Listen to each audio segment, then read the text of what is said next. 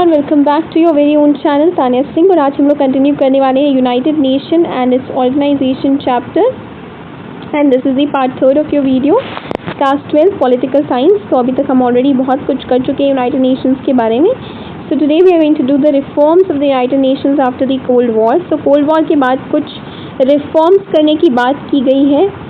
सो उन्हीं रिफॉर्म्स के बारे में today we are going to talk about. Before let's come to our ritual, that is कि हम सिलेबस देखेंगे। हमने प्रिंसिपल ऑर्गन्स को कंप्लीट कर लिया है। So now let's start with this. Why do we need the reform. सबसे पहले तो क्वेश्चन आता है कि हमें रिफॉर्म करने की ज़रूरत ही क्या है, यूनाइटेड नेशन में ऐसी कौन सी कमी है। तो आप देखिए, यूनाइटेड नेशंस जो है वो 1945 में बनाया था, immediately after second world war. तब सिचुएशंस अलग थी, तब की जो वर्ल्ड की ऑर्गेनाइजेशन थी वो अलग थी। लेकिन आफ्टर द कोल्ड वॉर आप देख सकते हैं कि रियलिटीज़ कुछ और है। हम एक यूएसए के एक यूनिपोलर वर्ल्ड में हैं, जहाँ की डिमांड्स अलग हैं, जहाँ की चीज़ें अलग हैं, और उस हिसाब से जो है हमारी जो यूनाइटेड नेशन की ऑर्गेनाइजेशन है वो एडेप्ट नहीं कर पा रही है। मेन मुद्दा यही है, मेन रीज़न ही यही है कि चेंजिंग सर्कमस्टांस चेंज हो गए, उस हिसाब से यूनाइटेड नेशंस को भी चेंज होना चाहिए। जैसे क्या क्या कंसिडरेबल चेंजेस आए हैं उसके बारे में हम बात करते हैं। सबसे पहले जो है सोवियत यूनियन कोलैप्स हो गया। जब यूएन बना था तब बाइपोलर वर्ल्ड था, लेकिन अब क्या है, यूनिपोलर वर्ल्ड है, यूएस स्ट्रॉन्गर पावर है। उस टाइम का जो रिलेशनशिप था कि यूएसएसआर और यूएस जो है आपस में कॉपरेट नहीं करते, लेकिन आज Russia which is a successor of Soviet union and USA आज मच मोर कॉपरेटिव है। साथ ही साथ चाइना जो है एक पावर की तरह नज़र आ रहा है, इंडिया भी एक पावर बन गया। यूनिपोलर वर्ल्ड से हम मल्टीपोलर वर्ल्ड की तरफ बढ़ते जा रहे हैं।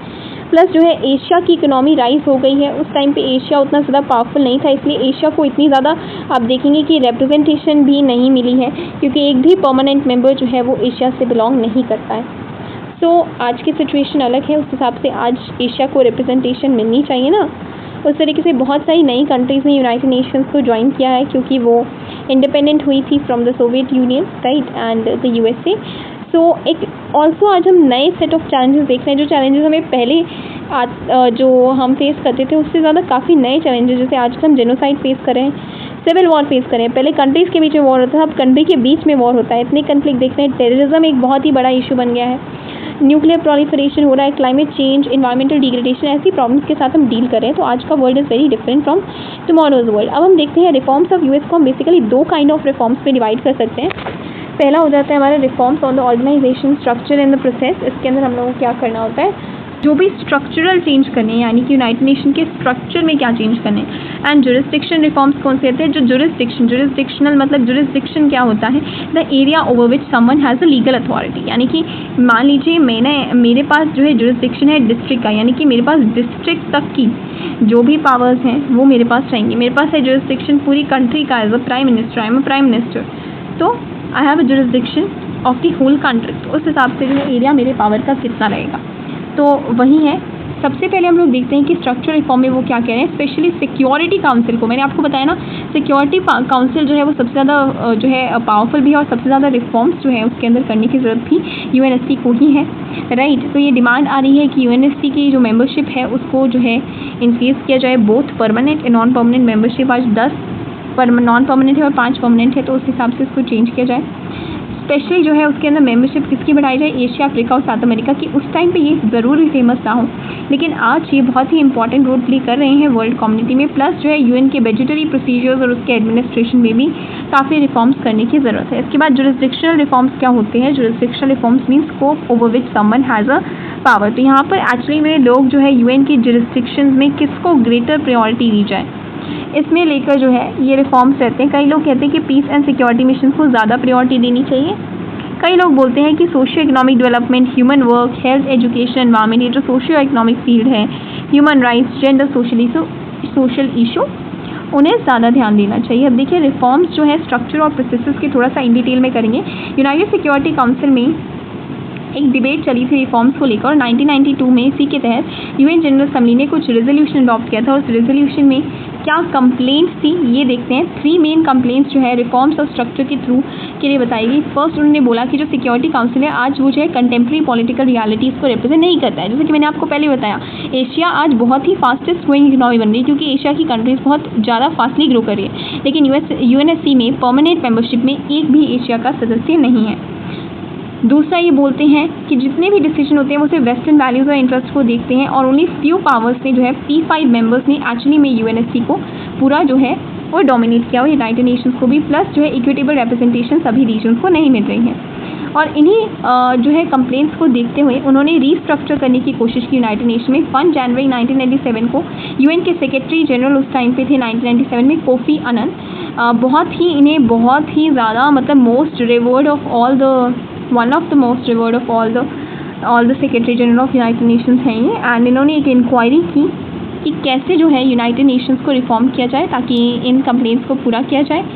तो इन द ईयर्स कुछ क्राइटेरिया बनाए गए हैं कि न्यू परमानेंट या नॉन परमानेंट मेंबर्स के अंदर ऐसी क्या चीज़ें हों जिनसे वो काबिल बन जाए पर जो है यूएनएससी की सीट लेने के लिए। जैसे P5 मेंबर्स हैं, उनके पीछे मैंने आपको रीज़न बताया था कि they have been victorious in the war and they have been the powerful, that is why उन्हें ये पोजीशन मिली। लेकिन अब क्योंकि हमें नए मेंबर्स की ज़रूरत है तो उनका क्राइटेरिया क्या रहेगा कि वो एक मेजर इकोनॉमिक पावर होना चाहिए, एक मेजर मिलिट्री पावर भी होना चाहिए। मैं नहीं कह रही हूँ कि सबसे ज़्यादा हो, लेकिन एक मेजर हो, एक कंसिडरेबल अच्छी अमाउंट में उसके पास इकोनॉमिक मिलिट्री हो, प्लस सब्सटैंशली जो है कंट्रीब्यूटर हो, यूएन बजट में कंट्रीब्यूट करता हो, एक बड़ा नेशन हो पॉपुलेशन में, क्योंकि जितनी ज़्यादा पॉपुलेशन यानी कि उतने ज़्यादा लोग रिप्रेजेंट हो रहे हैं। अब आपको समझ में आया कि जो पॉपुलेशन की बात कर रहे हैं क्यों, आपको हमेशा हर एक चीज़ का रीज़न पता होना चाहिए।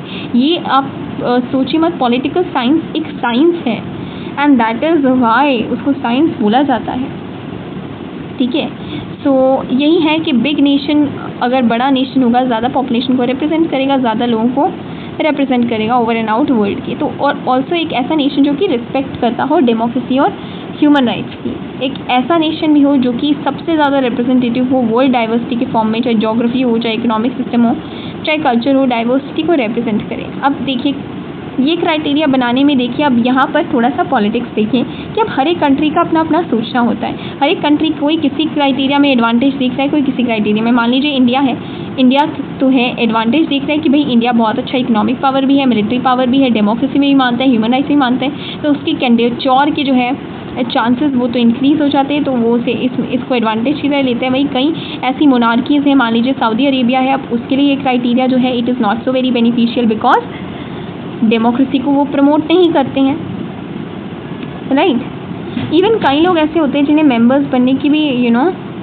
दे do not want to be members, लेकिन उनके लिए क्राइटेरिया जो है वो प्रॉब्लमेटिक रहता है। और इन क्राइटेरिया में भी फर्दर बहुत सारे क्वेश्चंस रहते हैं कि कैसे जो है रिप्रेजेंटेशन को रिजॉल्व करें, इक्विटेबल रिप्रेजेंटेशन किस फॉर्म में, जोग्राफिकल टर्म में या किस फॉर्म में, राइट। एक एक सीट जो है एशिया अफ्रीका को दी जाए, अमेरिकन कैरेबियन को भी दी जाए। तो ऐसे तमाम बहुत सारे क्वेश्चंस हैं जिनको रिजॉल्व करना है रिफॉर्म्स के अंदर डेफिनेटली, ठीक है। अब security council and the needs of it expansion, specially उसकी एक्सपेंशन से रिलेटेड हम लोग पार्ट 4 में करने वाले हैं, क्योंकि एक बहुत ही स्टार टॉपिक है जिसको स्पेशली हाईलाइट किया गया है आपकी बुक में।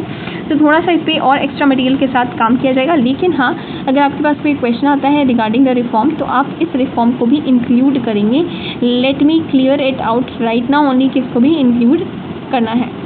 इट्स जस्ट दैट कि इस पे अलग से क्वेश्चन आ सकते हैं, इसलिए इसको टॉपिक में बनाया है। So here is this data which is regarding the budget, जो कंट्रीब्यूशन है बहुत सारे यूनाइटेड नेशंस के मेंबर जो कंट्रीब्यूट करते हैं to the United Nation budget, ये उसकी लिस्ट है। Basically it's an analytical data जो कि आपको in the form of question and answer and passage format में आपसे पूछ सकते हैं as per the new pattern. सो ये आपको क्या दिखा रहा है, यूएसए सबसे ज़्यादा 22% कर रहा है। दिस इज़ लेटेस्ट 2019 का अपडेटेड वन है।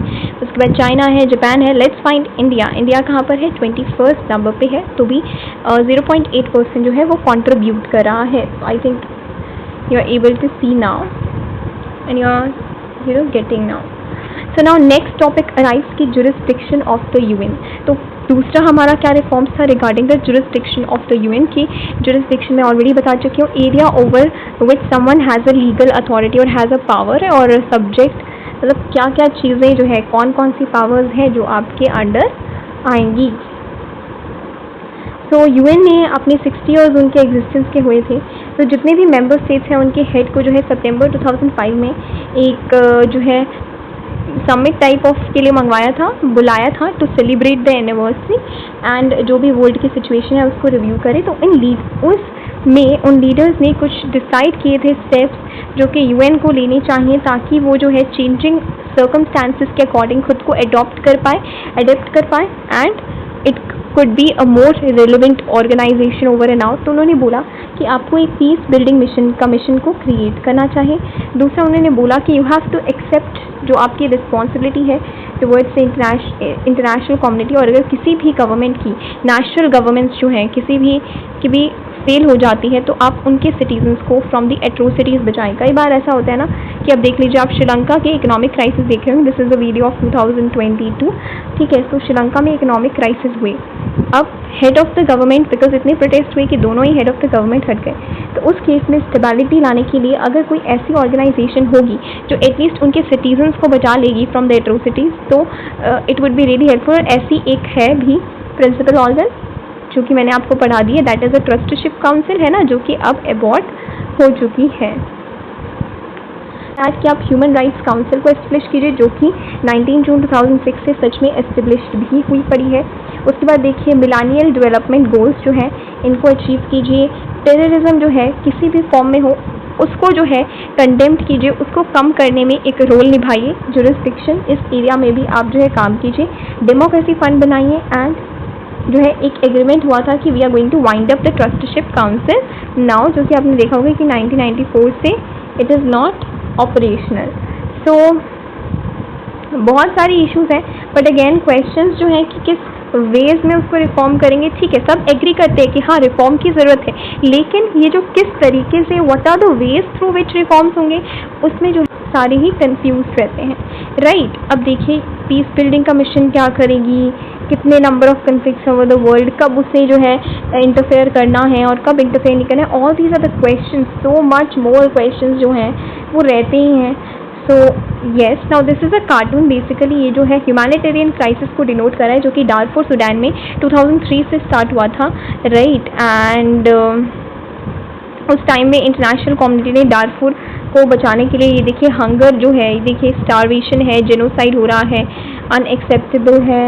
अब peace keepers, international courts, shocking, horror, never been aid, ये सारे का जो है कटोरा, you know, beggar type of situation हो रखी है, and a big helping of the words. तो इतनी सारी बातें तो बोली गई।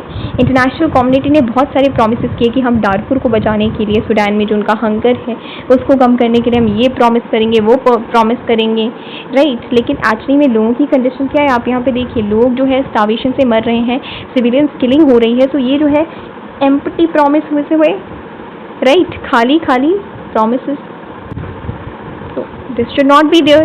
तो यही दिखा रहा है कि यूएन की यहाँ पर फिर से जो है इनएफिशिएंसी दिखाई गई है।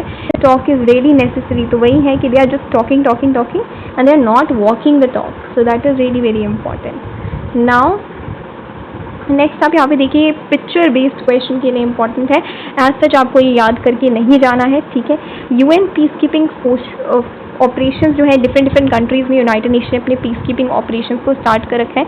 तो ये वही दिखा रहा है कि ये देखिए वेस्टर्न सहारा में, सेंट्रल अफ्रीकन रिपब्लिक में, डारफुर में, कोसोवो में, Cyprus, Lebanon, India and Pakistan में भी, Syria, Middle East, Abyei, South Sudan, Democratic Republic of Congo, Liberia and Haiti. तो ये सारे यूनाइटेड नेशन के पीस कीपिंग फोर्सेस होते हैं। पीस कीपिंग फोर्सेस बेसिकली वो होते हैं कि यूनाइटेड नेशंस जो है, जहाँ पर भी वॉर जैसी सिचुएशन है, जहाँ पर भी चाहे सिविल वॉर चल रहा है कंट्रीज़ के बीच में, या फिर any kind of a war like situation, कोई जेनोसाइड हो रहा है, कोई अटैक हो चुका है, बहुत सारे सिविलियंस की मदद करने के लिए, वहाँ पर पीस बनाने के लिए जो है यूएन की तरफ से कुछ पीस कीपिंग जो है फोर्सेस या आर्मी जाती है, जो वहाँ रहकर ये इंश्योर करती है कि वॉर जैसी सिचुएशन जो है वो ना create home. So I hope this video is clear to you.